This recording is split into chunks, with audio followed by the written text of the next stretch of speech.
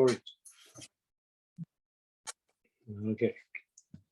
Cool. Okay. Hello. Welcome to episode 433 of the Self-Help Podcast with me, Ed Lamb, my good pal, Sean Orford. How are you doing, Sean?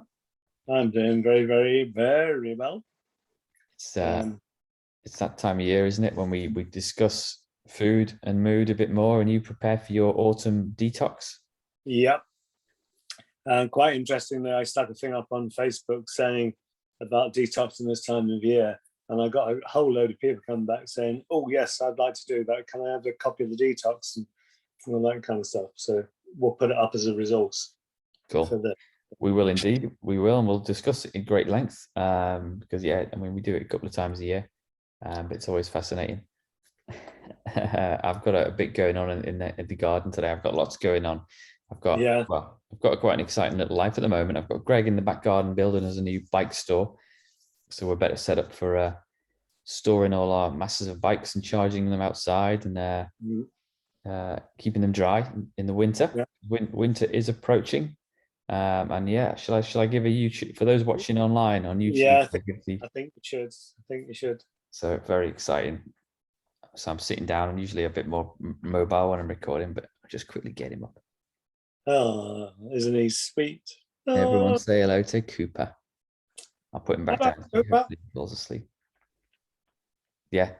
Little. There's a little litter of dogs was arrived on planet Earth a few weeks ago. Well, he's nearly 10 weeks now, and we were alerted to their presence. And bit of research and little low maintenance, hopefully, little extra family member. And do the kids love him?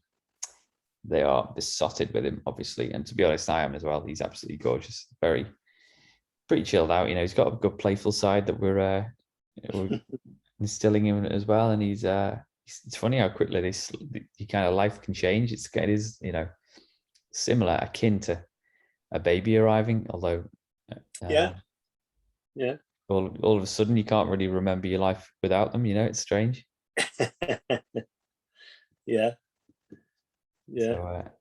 So hopefully it'll be a good podcast dog as well, and he won't be making too much noise. And so far so good, but we'll crack on just in case he starts barking. Is he house trained or is he in the process? He's in the process, doing really well on that front, to be honest. And I think he spent 9 weeks of his life with a family that were looking after him early on. So obviously instilled some good little habits in him, and he's tiny as well, which is so it's not like clearing up after an elephant or anything like that. But very excited to be joining that world of dog owners, which there's a lot more pets on the. I'm actually quite interested in the kind of low carbon pet side of things, so that we do things environmentally correctly, and we're not going to be driving him around. He's a bike friendly dog. We can take him around in a basket or in a some kind of, you can get rucksacks for pets now and all sorts. So well, we have Nanny Pam, who has Ollie dog, who's a Bichon, and when she takes him out, she takes him in a pram, a special dog pram, to where he can walk, and then he'll walk for a while, and then when he's had enough, he'll say, can I get back in the pram? Get back in the pram. Okay, that's like my kids, man. Flipping heck, love it. I won't talk too much about the dog, I promise. And he might be on Instagram quite a bit, but let's talk about the episode in hand. And just a reminder, liveinthepresent.co.uk is where you go for all the show notes and links, and you can download the Sean's 13-day detox, because so you've got 2 annual kind of detox. I've always, ever since I was in the ashram, I've detoxed a couple of times a year. And it's not usually that onerous. People think it is, but what I do is I wind down on food over a week, and then I have 3 days on fluids, and then I wind back up on food again. Most people, when they do the 13-day, will lose 5 or 6 pounds when they go through that process, because they're eliminating the amount of calories that they are used to whacking in their body. Yeah.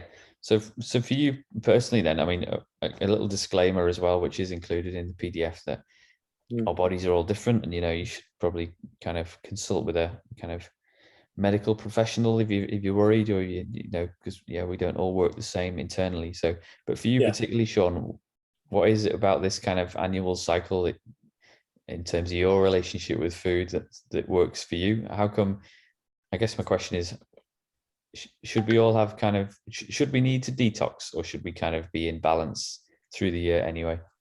Well, one of the problems for us as a society is that we have endless food. So, and it's the amount of sugars and proteins that we're continually stuffing down our throats that we never would have done from an evolutionary point of view. It's in this kind of urbanized, industrialized phase that we're in, where we can do that. But I mean, people wouldn't have eaten protein for, they only would have been like a couple of times a week, maybe.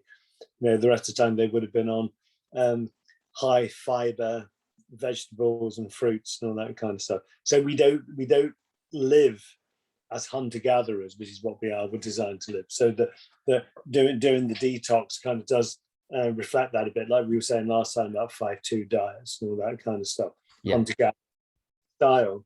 But for me, it's quite a good discipline, because it means that, when you come off the sugar and the coffee and the alcohol, and if you're a smoker, you're coming off nicotine and all that kind of stuff, you're doing the whole thing. That maybe for the first time in a long time, your body and your mind, your emotions and all that kind of clarity feels like it hasn't felt for quite a while, because suddenly there's nothing interfering with it. Okay, this is the real you now, once you get rid of all that stuff. Yeah, it's funny you should say that, actually. So during the summer holidays, a month ago or so, our family was struck down one by one by the norovirus. Oh, right, yeah. Which I haven't experienced for it'd been a few years, really. So I was up through the night. Doing what you do when you've got the virus. Yeah, going through a natural detox. Yeah, well, it was, and it felt actually like a bit of an extreme detox. And I have felt it before, when you go through that process of going to the bathroom and getting rid of toxins, and you get that weird kind of euphoria at the end of it, which feels absolutely amazing. Obviously, your body's being flushed with chemicals, and you kind of realize, that's it, I'm done with this stage. But you got me thinking, like, wow, this feeling that is caused by a rush of chemicals plus getting toxins out of my body is amazing. Like, is this what life should feel like all the time?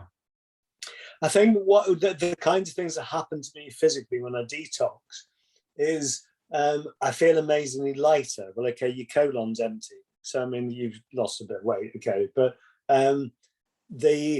it's as though someone's oiled my joints. It's like the anti-inflammatory effect of not filling your face with all the additives and all the bits that we do. Suddenly my joints feel like someone's gone round and oiled them. And I feel kind of looser. And the weirdest thing of all is that when you get into the deep end of a detox, I mean, sometimes I do this 3 days on fluid in 13 days. If it was warm in the summer, I might do a week. We're just drinking fluid, not doing any food.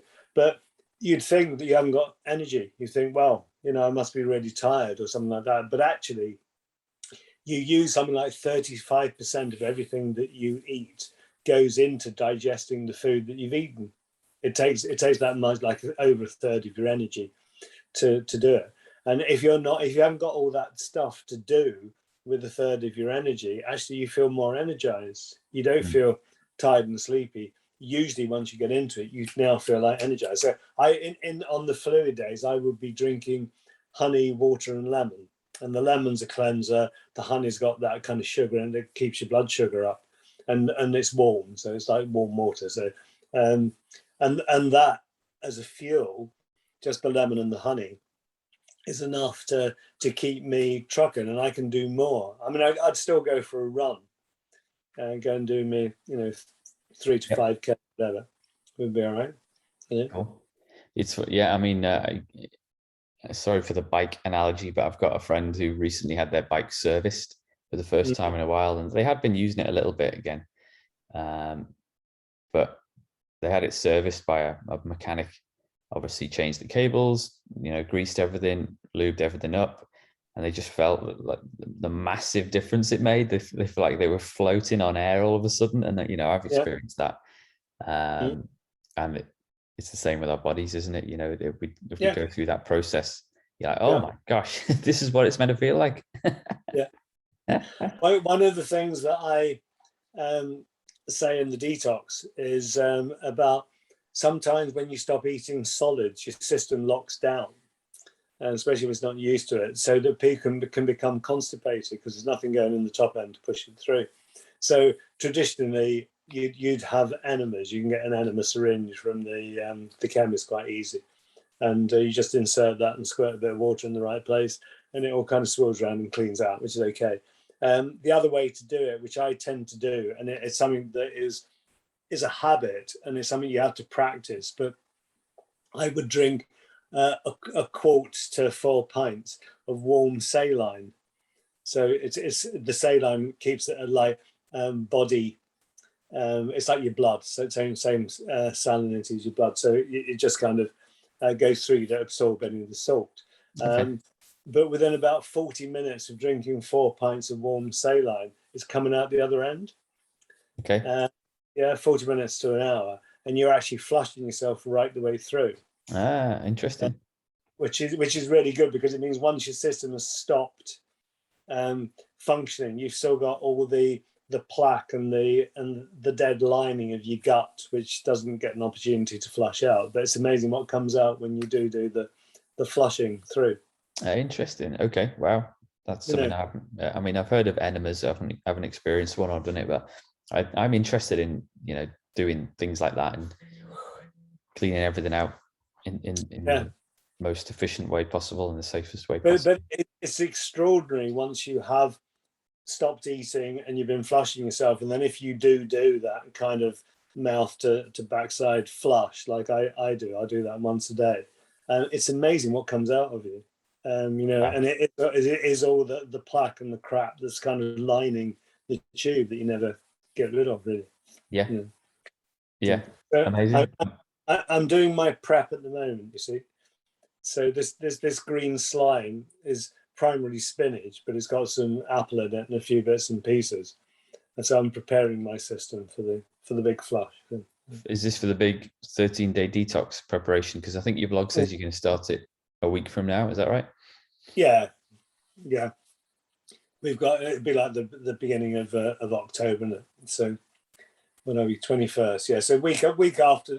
So after into next week, next Monday, Tuesday, I'll start. I'm just winding down over the week. The following Monday, Tuesday, I'll just be on fluids. Yeah, go on then. We'll just give us a quick 30-second stages of the 13 days then. So what process do you go through? So each day you exclude a food group. So if you're a meat eater, day 1 all the meat goes, day 2 all the fish goes, and you're working your way down the food groups until you end up, after a few days, you're increasing your fluid intake all the time. You're down onto a day of cooked vegetables, a day of raw vegetables, and then a day of fruit. And then at that point, it's choice time, because now you can go on to the, people very often have a day of fruit juice, a day of just honey, water and lemon, a day of fruit juice, and then they work their way back up again, reintroducing the food groups until they're back up to their normal diet. Obviously, if you don't eat meat or you don't eat fish, you're going to be jumping in quicker, which might mean you have longer on the fluids, choices, whatever. But I mean, some people think, no, a day on fluid I couldn't do. So maybe they just have a day on fruit, or just a day on raw vegetables, or a few days on raw vegetables, then they'll start working their way back up. All the time you're cleansing your system. Yeah. If you do go onto the fluids, you've got the chance to flush if you want to. Which is fun.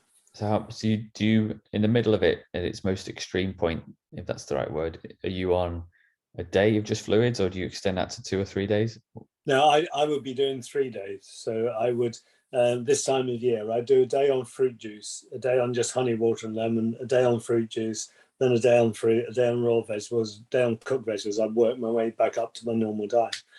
And like I say, on those fluid days, I would be flushing.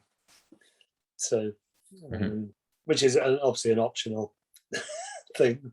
People get a bit squeamish about about the idea of doing a self-enema. Like I say, you can get an enema syringe from any chemist with directions as to how you do it. But what it does, it keeps your system flowing. One of the problems can be when people detox without cleaning their gut is that once the gut locks up because you're not putting stuff in, you've got to keep drinking lots of stuff, is you can start reabsorbing toxins that your system's chucked out further up the tube. And then you can end up a bit headachy or like furry tongue kind of thing because you're taking toxins back in. You need to be flushed them out. So I choose to make sure my colon's clean. And like I say, my favorite option is to flush from top down. But when you do that with the saline, you do have to stay in the vicinity of the loo because when it comes through, it comes through. You know. Yeah. We won't go into too much detail there. So I was doing a quick look at some kind of history of fasting and that kind of stuff, and we did talk about it a couple of weeks ago, or when we were talking about kind of COVID weight gain and food issues people have been having. So what's your history of fasting and when did you learn this stuff? Well, it was when I was in the ashram, really. And what we used to do there was worked in teams, so that every 6th week I would detox.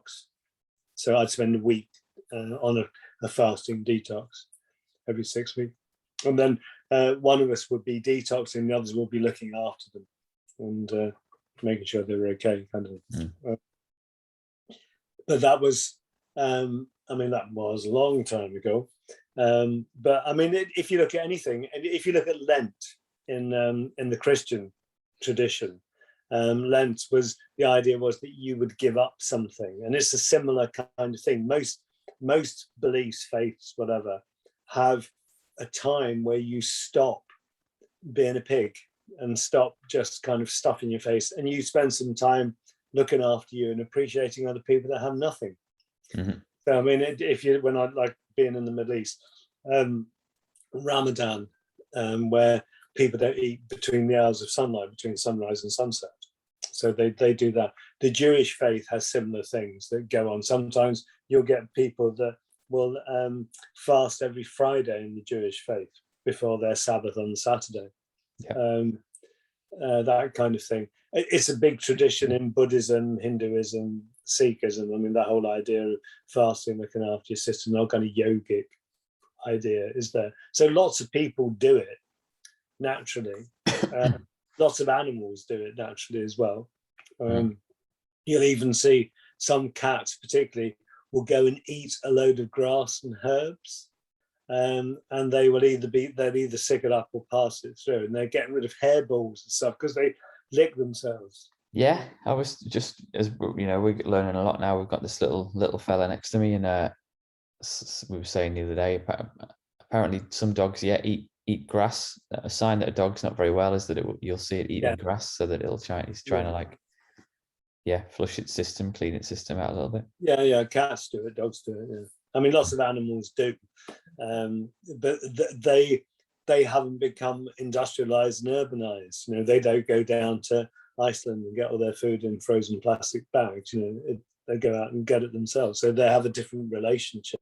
And I think in many ways, one of our problems is that we've lost our relationship with nature in that sense. Yeah, because I'm pretty sure that, well, Cooper here hasn't been doing that yet, but dogs or animals that do that, they haven't read it in a textbook, and they haven't been listening to podcasts, have they? So they've just got that natural inbuilt. And I guess, for me and for a lot of us, we will know instinctively that we need to do something if we're not feeling right. And we can then fall back on the resource of the internet and books to learn more, but instinctively a lot of us will know when we need to cut back on something, or that we need to do something to get rid of a headache or that kind of thing, won't we? So maybe we just need to listen to our gut a little bit more. Hey. Yeah. And people are going for dry January and all that kind of stuff, for Stoptober. That the idea, people are getting into that idea that you need to take breaks from things.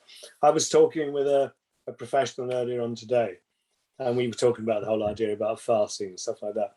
And he was saying how many tumors are fed by proteins and sugars, the amount of because we eat so much protein and obviously so much sugar that we never would have done naturally. Yeah, you know, I haven't looked into that too much, but yeah, I mean, tumors and cancers and that kind of thing, they can happen for all sorts of reasons. But I don't know if they're happening at a higher rate than they used to in terms of like over the course of human history and evolution. I think that there is evidence that we do, because of our lifestyles and the situations that we live in and pollution and stuff like that, that yes, the disease issues generally have increased.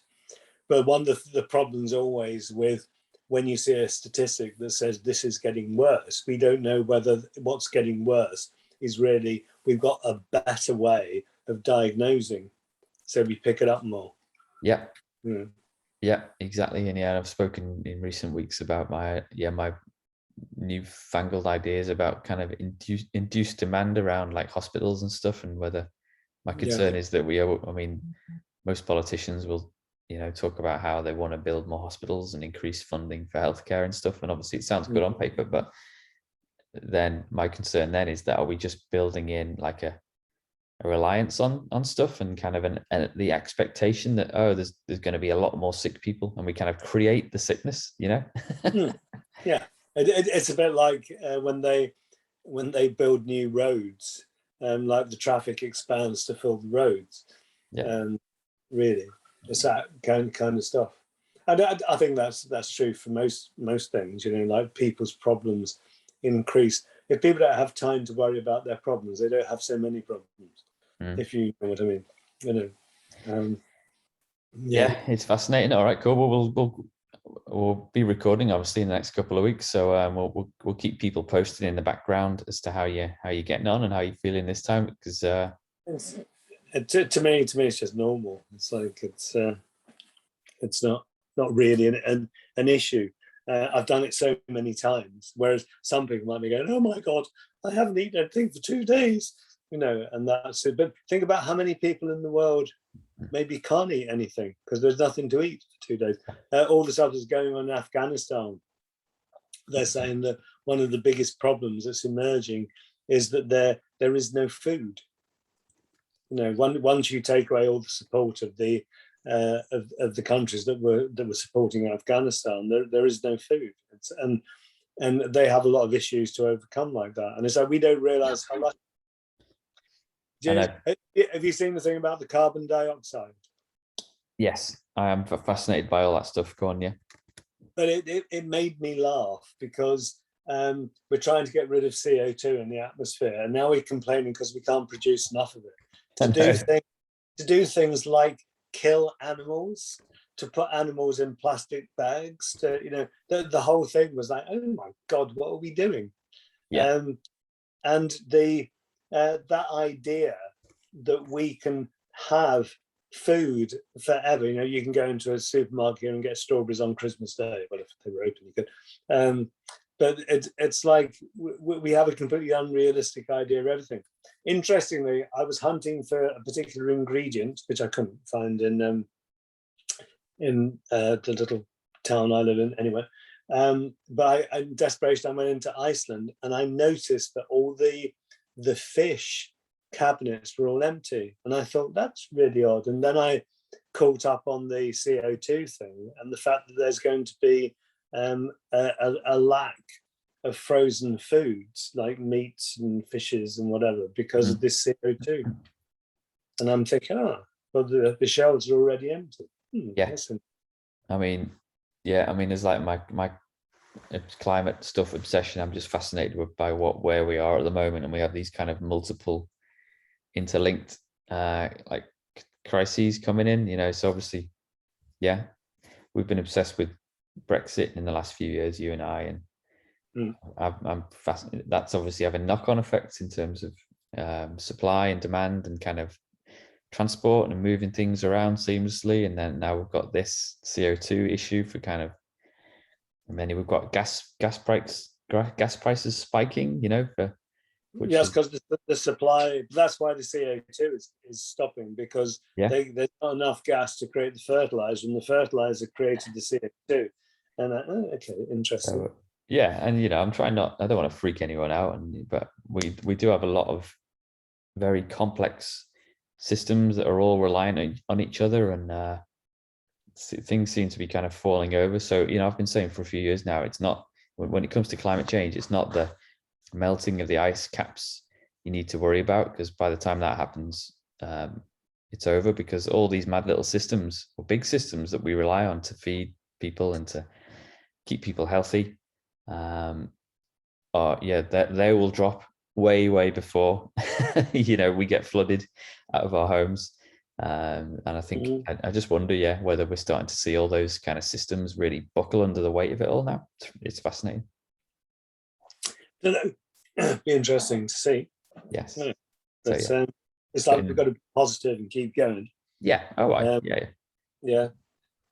And hopefully we'll kind of come to the realization that, I think we will, because planet Earth will force us to, but a simpler life, as we kind of talk about on this show, is can be helpful to us, can't it? In terms of our, our place in communities and our happiness, and the amount of time we get to spend with friends and family, which is what most people want to do. Basically, that's why we work so hard, isn't it?